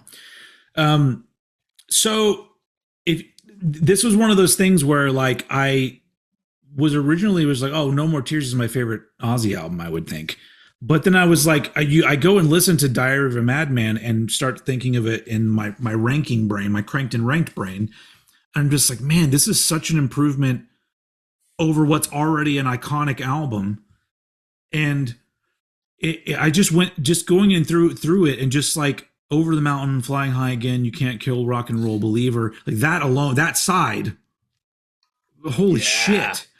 But it's like in certain ways you could say that it's neck and neck with Blizzard of Oz in certain aspects, but there's so many other aspects where it's superior.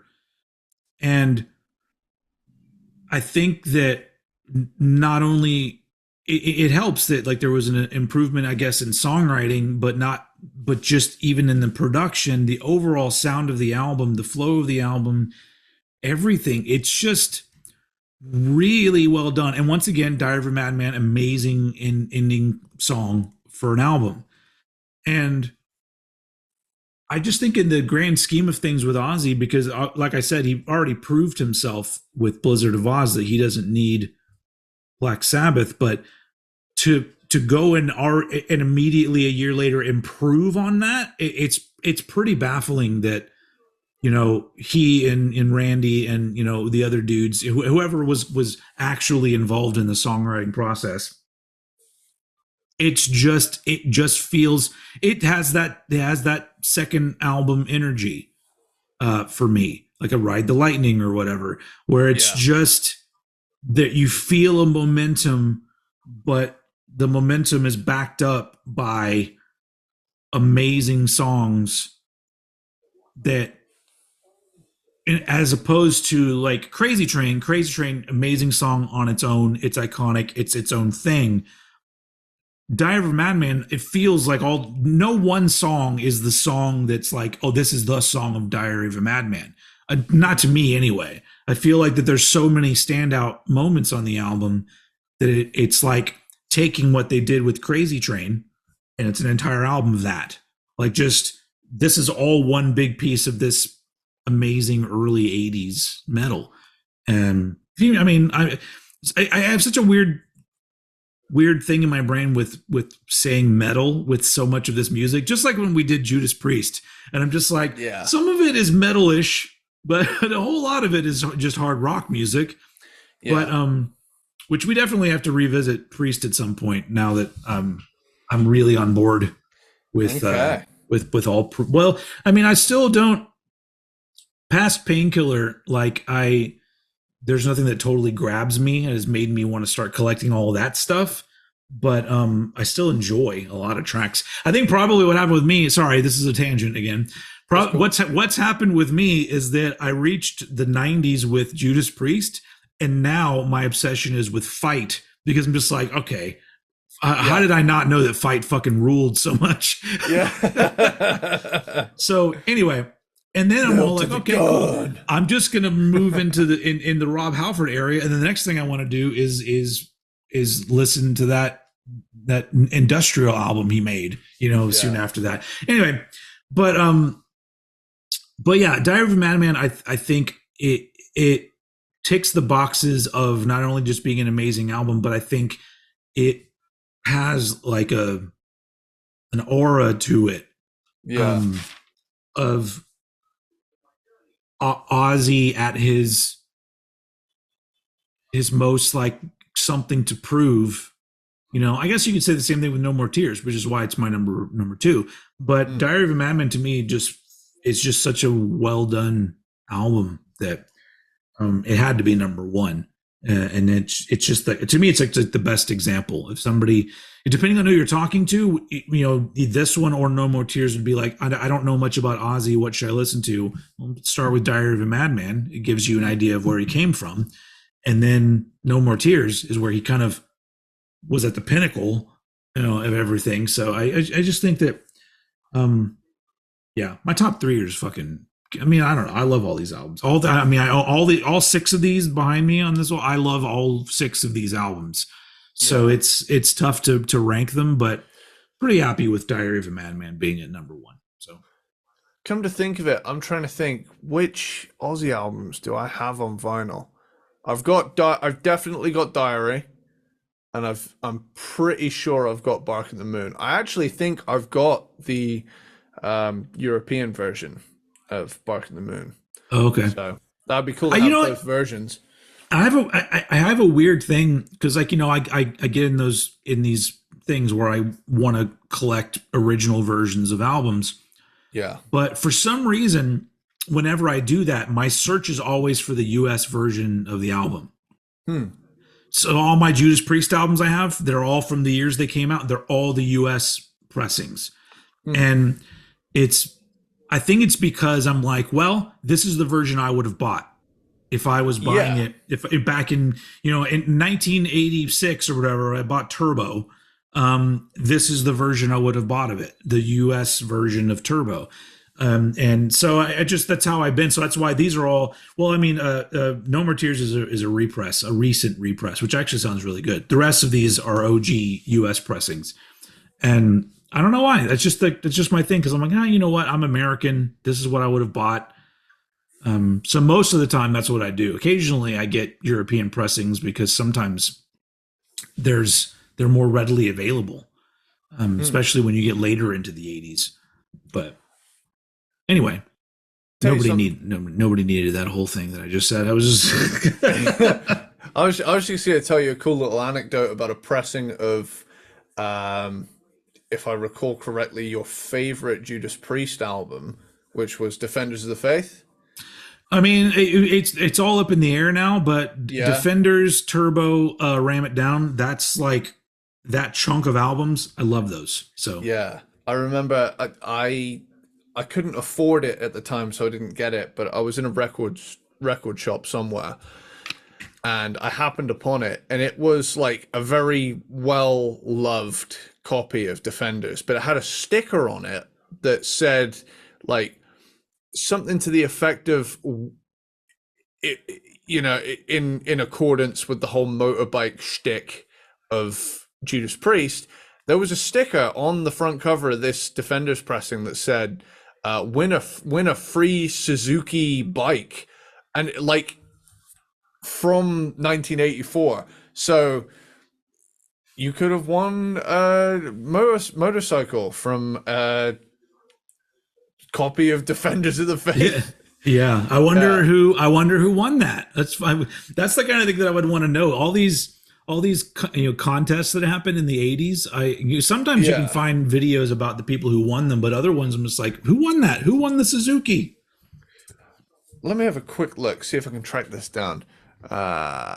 Defenders of the Faith Suzuki competition. Judas Priest.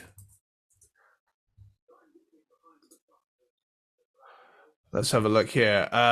Judas Priest, Defenders of the Faith, UK pressing, notes, printed inner sleeve with lyrics. Early copies were released with a competition insert. So, fun little thing. I believe it was about the Suzuki bike. So yeah, it's pretty cool. Yeah. Does he still do that? Does he still ride a motorcycle onto the stage when they play shows? I'm pretty sure. Here it is. I have a photo of it. Hang on, I'm going to send it to you in real time. Yeah, here you go. Says win 3 Suzuki motorbikes, entry form inside. Wow. That's so metal, dude. that's fun as hell. But I'm just now. Yeah, but I really want to know like who won those, and are they still alive? Do they still have the bikes? They probably don't. But riding a Suzuki in the 80s. I mean, that's a 50-50. They and the bikes did not survive. All right. One too many coked out beer runs. Yeah. That's the ending of our Ozzy, our two-parter of Ozzy Osbourne. And so, as usual, we're going to celebrate by doing what we normally do, which is this: 3, 2, 1, we did it! God bless you. Go crazy. All right. That really hurt my nuts. How did you do that? I sat on him. It's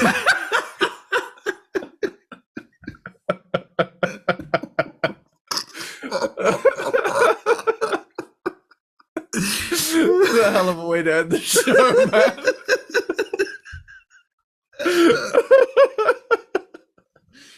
Okay. Oh my gosh. Okay. All right. PSA. Be careful. Don't sit on your nuts.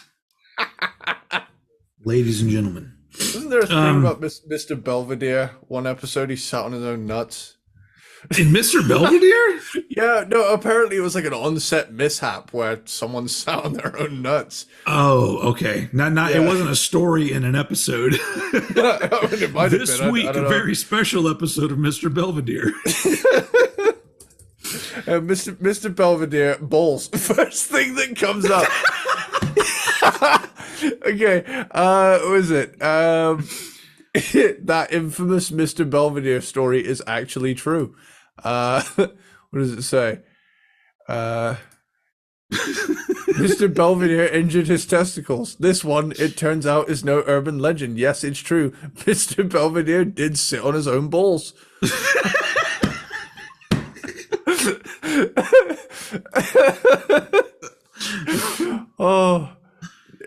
Oh my God, where is that? Is it in an episode or was it just a story? It appears to just be a story. Let me one of my favorite Adam Sandler stories was the one he told us about that time Mr. Belvedere sat on his own balls. Adam had a small part on the show Mr. Belvedere early in his career. On his first day, everyone was sitting at a huge table waiting to start the read-through of that week's show. The old guy who played Mr. Belvedere hadn't shown up yet, so everybody was drinking coffee and talking until he arrived. Finally, Mr. Belvedere walked in a sweatsuit and a matching monogrammed attached case. When the old guy took his seat, he sang out, "Good morning, everybody," like a British Ted Baxter. As he took a load off, he apparently sat on one of his testicles with his nuts scrunched under his leg, and he screamed, "Oh!" and had to be carried out on a stretcher. No way. Yeah. He was. God. What an entrance that is. You're all like, "I'm late, but I'm the star of the show. Ow, my nuts. Everybody call an ambulance." I don't know why he became like a Irish man, but anyway. Who the fuck played Mr. Belvedere? Oh, shit. It's the fact that Mr. Belvedere bowls is the first thing that comes up now. Oh. Yeah, I don't even remember anything else that guy did that played Mr. Belvedere. Oh man, that's literally. I mean, and I don't even remember. I mean, I remember seeing the show because it was on. When I was old enough to watch and remember TV. But yeah, I literally don't. I don't remember much about that show at all. Well, after you're done with Miami Vice, you can cue up Mr. Belvedere. Yeah, just. I won't be able to watch it the same way ever again because I'm just going to imagine him sitting on his own balls. You'll be thinking every episode. Now, was this the one where he sat on his own hands? Does he have that post Nad sitting look on his face? Yeah. How recently? Well, how was that trip to the hospital? He had to go to the hospital, and they're like, "What brings you here today?" I sat down. Wrong. Oh man, can you imagine? Anyway, so little did we know that Mr. Belvedere and Eddie Sparxx have so much in common.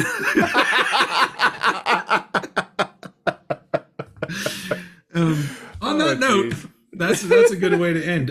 Thank you to all the peanut butter platypuses and aluminium squirrels and Belvedere ball sitters.